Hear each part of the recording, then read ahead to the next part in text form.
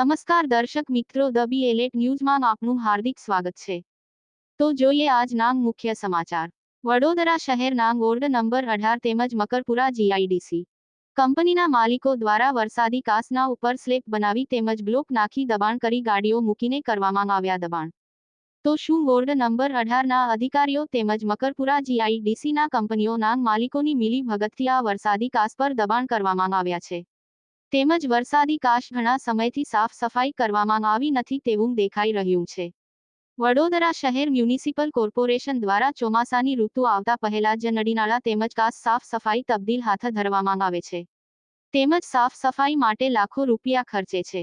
પરંતુ અહીં દેખાઈ રહ્યું છે વોર્ડ નંબર 18ની બેદરકારી.